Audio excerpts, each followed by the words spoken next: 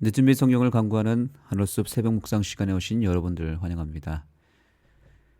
오늘은 어제 우리가 부득이하게 하지 못했던 수요일 서지의 말씀과 목요일 서지의 말씀을 함께 살펴보도록 하겠습니다. 먼저 수요일 서지입니다. 말씀의 제목은 만일 내게 경배한다면입니다. 이 말씀은 어디서 나온 말씀입니까? 예수님께서 광야에서 사단에게 시험 받았을 때의 그 시험의 마지막 시험이 바로 경배에 대한 부분이었죠. 모든 시험을 다 이겼고 이제 마지막 남은 시험이 있었는데 그것은 아, 바로 사단이 자신에게 엎드려 절하면 경배하면 이 온 천하를 예수님께 내어주겠다라고 하는 엄청난 시험이었습니다. 본문의 말씀을 통해서 잠깐 볼까요? 이 광야에서 받은 시험이 우리가 이 땅에서 받을 수 있는 시험 가운데 가장 강력한 시험을 대표적으로 상징성을 갖고 예수님을 통해서 드러난 것인데, 자, 그런데 맨 마지막이 바로 경배에 대한 문제였다는 것은 굉장히 우리에게 큰 충격을 주면서 또한 경각심을 불러일으킵니다. 자, 여기 보시죠. 마귀가 또 그를 데리고 지극히 높은 산으로 가서 천하 만국과 그 영광을 보여 이르되 만일 내게 엎드려 경배하면 이 모든 것을 내게 주리라. 사단이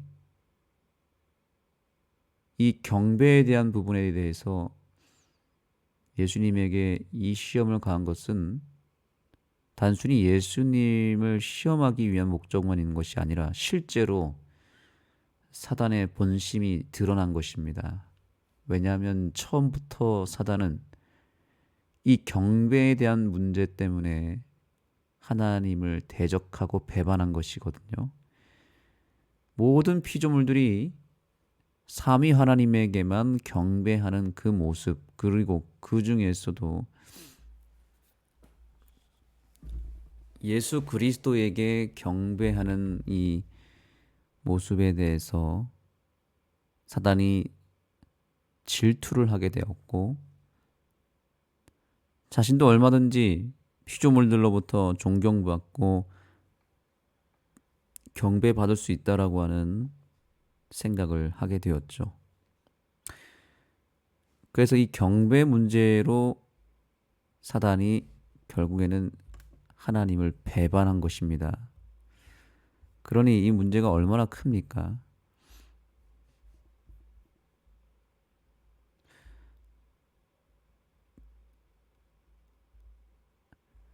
어, 자, 그래서 여기 사단이 이 땅에 내려왔어도 결국에 이 경배에 대한 집착으로 말미암아 온 세상을 유혹하고 피조물들로부터 경배를 받기 위해서 그의 인생을 다 걸었다는 것을 보게 됩니다.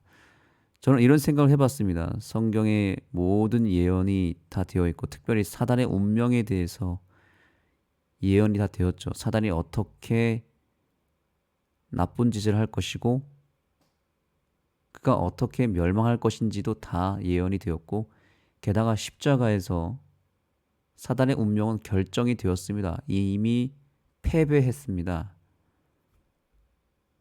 다만 이제 앞으로 좀 더 시간이 지나면 배우겠지만 사단을 그냥 내버려 둔 상태로 여전히 활동할 수 있도록 범위를 하나님 정해주시고 거기서 지금 사단이 이 땅에서 주인 행세를 하고 있는데 사단은 자신의 운명을 알까요? 모를까요? 당연히 압니다. 십자가에서 이미 자기가 패했다는 것을 알고 있고 자기가 결국에는 죽을 것을 알고 있습니다. 그런데 그럼에도 불구하고 사단이 여전히 악하고 더 발악을 합니다. 그리고 그 영향력을 점점 더 크게 행사하려고 하고 있습니다. 어차피 자기가 죽을 것을 아는데 왜 이렇게 사단이 끝까지 발악하면서 자신의 존재를 과시하고 왜 이렇게 세상을 혼잡하게 만들까요?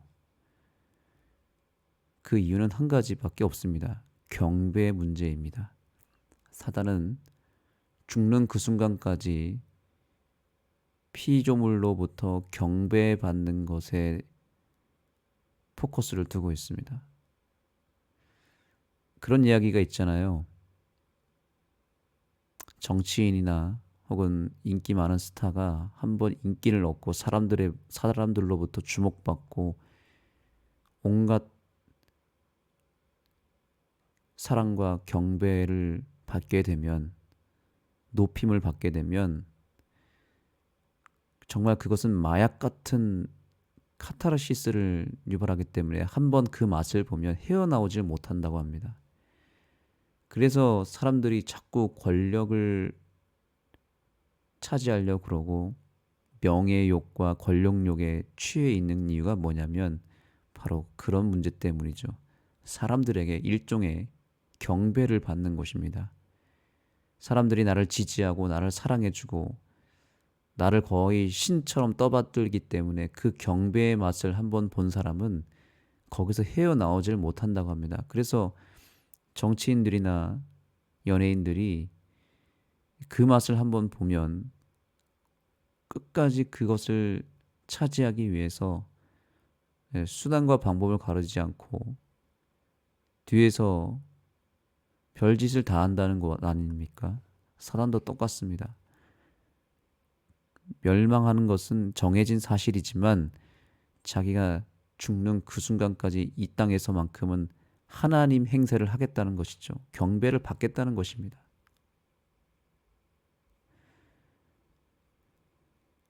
자, 여기 보시죠. 세 번째 시험은 마귀가 무엇을 이루려고 시도하는지 분명하게 보여준다. 그는 예수님이 그에게 경배하기를 원한다. 사탄은 오직 하나님께서 받으셔야 하는 경배를 찬탈하려고 하고 있다.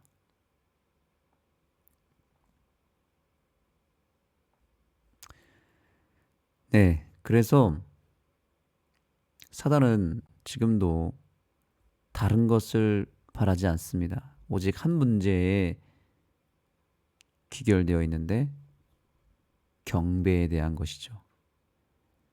그래서 이 선악의 대쟁투는 처음부터 지금까지 오로지 예배의 싸움이었습니다. 예배 전쟁입니다.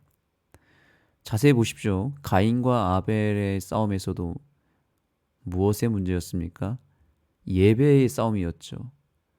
아벨의 예배는 하나님을 향한 예배죠. 근데 가인의 예배는 결국에 그 배후에 사단이 있었습니다. 사단의 경배를 받는 것입니다. 이렇게 생각하시면 됩니다. 예수님께 예배하는 것 외에 모든 경배와 존경과 높임은 그것이 어떤 형태이든지 어떤 대상인지 상관없이 다 사단이라고 보시면 됩니다. 왜냐하면 사단은 경배를 받기 위하여 온갖 수단과 방법을 다 동원하여 거짓 오류, 그 다음에 여러 우상들 다 만들어 놓고 그 뒤에서 자기가 경배를 받고 있는 것이거든요. 가인의 예배도 결국에는 하나님께 예배한 게 아니라 자기 인간 노력을, 자기의 정성과 치성에다가 예배를 한 거잖아요. 자기가 신이 돼버린 거예요. 그 배후에 사단이 있는 것입니다. 그 예배의 싸움이 가인과 아벨에서 끝난 게 아니라 그때부터 지금까지 예배 싸움이 계속됐습니다. 하나님의 백성이 드리는 예배와 이방인들이 드리는 예배는 계속 벌어지기 시작합니다. 점점 하나님을 향하여 예배 드리는 백성들과 우상에게 예배하는 백성들이 점점 더 선명하게 드러나지 않습니까? 매 시대마다 그것이 크게 나타났습니다. 오늘날도 마찬가지입니다. 예배 싸움입니다. 사단은 너무나 교묘하게도 수많은 사람들의 경배를 뒤에서 다 받고 있습니다. 사단은 드러나지 않죠. 그러나 매개물을 통해서 자기가 영광을 받습니다. 오늘날 젊은이들이 아이돌이라고 하는 가수들을 우상으로 떠받들고 있죠. 사람들을 섬기죠. 많은 사람들이 지금 어느 한 유력한 정치인에게 빠져서 지지하고 또 무슨 집회에 참여하고 이러면서 완전히 지금 우상 숭배를 하고 있는 것입니다. 사람을 향해서 경배하는 것과 똑같습니다. 거의 신이 돼 버렸습니다. 뿐만 아닙니다. 돈이라고 하는 것도 신입니다. 만몬 신이라고 하죠. 돈, 명예, 여러 가지 이 세상에 우리를 지배하는 신들이 있습니다. 미디어, 또 연예인, 물질, 대학, 직장, 술, 여러 가지를 우리가 너무 많아서 다 나열할 수도 없습니다. 다 경배하는 것입니다. 그래서 우리가 이 예배 싸움에서 승리하기 위해서 하나님의 말씀을 붙잡아야 된다는 것을 기억해야 되겠습니다. 자, 이번 교과의 교훈의 말씀을 보시면 광야에서 예수께 주어진 시험은 대쟁투의 실체를 보여준다. 사탄은 오직 하나님이 받아야 하는 경배를 찬탈해라 하지만 그분은 말씀으로 시험을 이기셨다. 사단은 결국에 우리 한 사람 한 사람을 시험하여서 결국 하나님께 경배해야 될 예배를 방향을 전환시켜서 사단 자신에게 예배하고 경배하도록 만들 것입니다. 어쩌면 지금 우리가 오늘 기도하고 있는 우리가 이렇게 하나님께 예배를 드리면서도 또 삶을 살아가다 보면 어느 순간 세상에 빠져 있단 말이죠. 어떤 유혹에 넘어가서 이미 우리가 섬기고 있는 우상이 따로 존재할 수 있습니다. 충분히 그럴 수 있습니다. 결국 우리가 누구에게 경배하고 있는지를 살펴보면 하나님의 백성인지 아닌지가 결정이 나는 것인데 우리는 오늘 심각하게 진지하게 이 부분을 받아들여야 됩니다. 우리가 교회를 다니고 있고 새벽 기도를 하고 있고 말씀을 살피고 있다 하더라도 그 외의 시간에는 누구를 섬기고 있느냐를 봐야 됩니다. 사실 이것은 정말 두려운 이야기입니다. 수많은 크리스찬들이 예수님을 경배하다가도 한순간 사단을 향하여 경배하는 일들이 너무나 많습니다.